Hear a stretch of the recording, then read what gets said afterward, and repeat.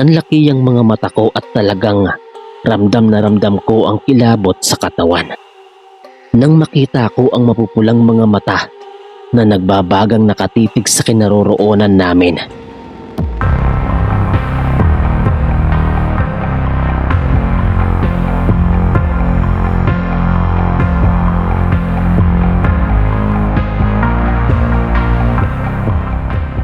Magandang umaga, Sir Ken, at sa lahat ng nakikinig sa inyong channel. Tawagin mo na lang po ako sa pangalang Ronel. Kasalukuyang nakatira sa isang bayan ng Samar. Nangyari ang kwento kong ito, Sir Ken, dekada 90. Noong mga panahong ito, ay nasa edad 14 na taong gulang pa lamang ako. Isang araw, mga nasa pasado 2:00 na ng tanghali. Nang mga oras na iyon, ay narinig ko si Mama na pinapatawag ako kay Joan para utusang sunduin ng kuya ko sa inuman.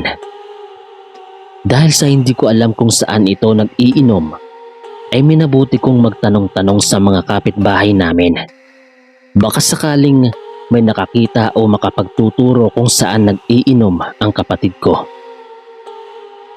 Sa paglipas ng ilang sandali, ay may nakapagturo sa akin na dumayo daw ang kapatid ko ng inuman sa ibang lugar. Kaya't agaran na akong nagtungo sa baryong sinasabi sa akin. Habang naglalakad ako, ay nakasalubong ko ang kapatid kong pasuray-suray sa daan. Dahil sa kalasingan, ay nagmadali na akong alalayan to upang sa ganoon ay hindi siya matumba. Nang makauwi na kami sa bahay, ay walang tigil na sinabon siya ng aming ina, gawa ng kung saan-saan siya nakakarating para makipag-inuman. Ronel, ipaghanda mo nga ng maligamgam na tubig yung kapatid mo. Lagi na lang lasing kung umuwi. Wala nang pinagkaiba sa tatay niyo nung nabubuhay pa. Panay din ang paglalasing. Galit na wika ng aking ina. Ikaw, Ronel, wag kang tutulad dyan sa kapatid mong yan Dahil sa oras na magkasakit kayo dahil sa alak, wala tayong pampagamot. Alam niyo naman na mahirap lang ang buhay natin. Anya pa. Para hindi na magtatatalak pa ang aking ina, ay tumango na lamang ako't sumang-ayon sa sinasabi niya. Matapos kong mailapag ang ipinag-utos sa akin ng aking ina, ay sinabihan niya akong pumunta sa bahay ng tiyo Andoy ko at manghingi ng kamuting kahoy upang sa ganoon ay may makakain kami kinagabihan. Nagmandali naman akong sumunod sa utos ng aking ina at dahil sa medyo may kalayuan ng bahay ng tiyuhin ko, inabot ako ng mahigit kalahating oras sa paglalakad bago yon marating. Nang makarating na ako ay sinabi ko kaagad sa tiyuhin ko kung ano ang sadya ko. Sinabi niya namang tamang-tama. Pupunta rin siya sa likuran ng bahay para manguha ng kamuting kahoy. Sumunod na lang daw ako sa kanya para makakuha na rin ako't dami-damihan ko raw para may makakain pa kami sa susunod. Sumunod na nga ako sa tiyuhin kong pumunta sa likuran ng kanilang bahay. Sa paglipas ng ilang sandali, ay nawili ako sa pangunguha ng kamuting kahoy. Kaya naman hindi ko na namalayan pa ang oras. Tito Andoy, tama na po ba ito? Masyado nang marami, baka abutan na ako ng gabi sa daan. Saad ko sa tiyuhin ko. Tiningnan naman niya ang mga nakuha ko at nagwika siyang magdala na rin daw ako ng saging. Nagpasalamat naman ako sa kanya bago umalis. Ngunit hindi pa man ako nakakalayo, ay tinawag ako ng tiyuhin ko at sinabihan niya akong dumaan ako sa bahay nila at sabihin ko sa tiyahin ko na pahiramin niya ako ng flashlight. Dahil paniguradong aabutan na ako ng dilim sa daan. Sinunod ko ang sinabi ng tiyuhin ko. Dumaan muna ako sa bahay nila para kunin ang flashlight bago umuwi ng bahay. Sa pagdaan ng ilang minuto, ay tuluyan na ngang nilamon ng kadiliman ang buong kalupaan. Habang nagpapatuloy ako sa paglalakad, ay may nakasalubong akong lalaki at mukhang lasing pa ito dahil sa pasuray-suray ito sa daan. Dire-diretso lamang ako na naglakad at hindi na pinansin pa ang lasing.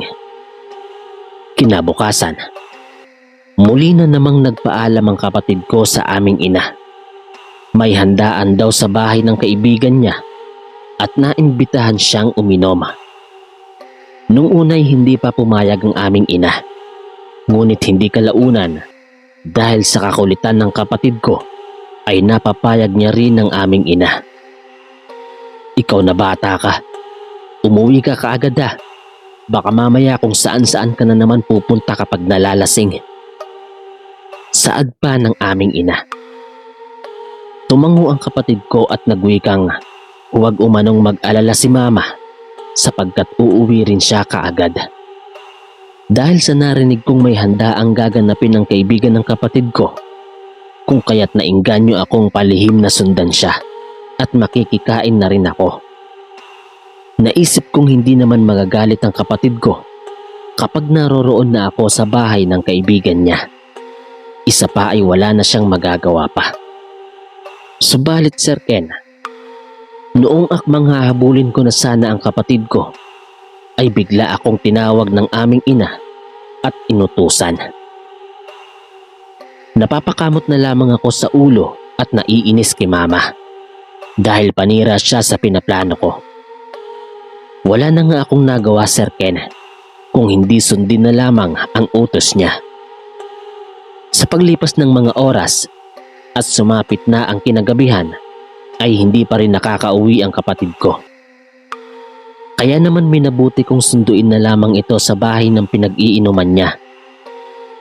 Nang makarating na ako ay nakita kong nakikipag-inuman pa rin ang kapatid ko at halata ko na sa boses nitong lasing na sapagkat pautal-utal na itong nakikipag-usap sa mga kainuman. Habang papalapit ako sa kanya ay nakita ako ng kainuman nitong matanda. Oh, kaninong kapatid yan? Gabing-gabi na, nasa labas pa. Baka mamaya ay mapano pa yan. Kaagad namang lumingon ang kapatid ko't napakunot ng noo at sinisipat kung sino ang tinutukoy ng matanda. Nang mapagtanto niyang ako ang tinutukoy ng matanda, ay nagwika siyang, "Kapatid ko ho yan." Tumango-tango lamang ang matanda. Lumapit na ako sa kapatid ko at sinabihan ko siyang pinapasundo na siya ni mama. Umuwi na kami dahil galit na yon at baka mamaya ay si mama ang susundo sa kanya sa inuman. Tiyak na alam na niya kung ano ang mangyayari. Hindi pa man nakakapagsalita ang kapatid ko, ay narinig kong nagpaalam na ang matanda at nagsabing uuwi na raw siya. Malayo-layo pa raw kasi ang kanyang bahay dahil nasa karatig lugar pa. Tumango naman ang kaibigan ni Kuya at sinabihan ng matandang mag-iingat ito. Makaraan ng ilang minuto ay kami naman ng kapatid ko ang umalis. Habang naglalakad na kami pauwi ay may naririnig akong huni ng tiktik at parang nagpapaikot-ikot lamang yun sa paligid malapit sa nilalakaran namin. Sinabi ko yun sa kapatid ko, subalit hindi niya ako pinaniwalaan. Wala naman daw siyang naririnig. Naisip kong kaya siguro ayaw niyang maniwala dahil nga sa lasing na siya ng mga oras na yon. Nakailang beses pa akong nagpalingalinga sa buong paligid dahil sa takot na nararamdaman. Nang sa walang ano-ano, may namataan ako sa malaking puno ng mangga. Nanlaki ang mga mata ko at talagang ramdam na ramdam ko ang kilabot sa katawan. Nang makita ko ang mapupulang mga mata na nagbabagang nakatitig sa kinaroroonan namin. Dahil sa takot ko ay kinalabit ko at mabilis nang itinuro sa kapatid ko ang nakita ko. Sinaway naman ako ng kapatid ko at sinabihang magtigil-tigil ako sa ginagawa ko at huwag ko raw takutin ang sarili ko.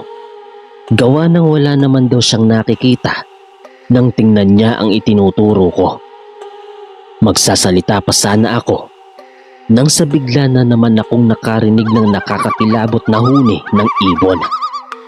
At sa pagkakataong yun, Sir Ken, ay para bang namamalik mata ko. Sa kadahilanang nakita ko ang matandang dayong kainuman ng kapatid ko. Nakatayo iyon sa paanan ng mangga habang nakaharap sa amin at nagbabaga ang mga mata. Nang mga sandaling yon ay umalinsangan na ang buong paligid at umalingasaw na rin ang napakabahong amoy.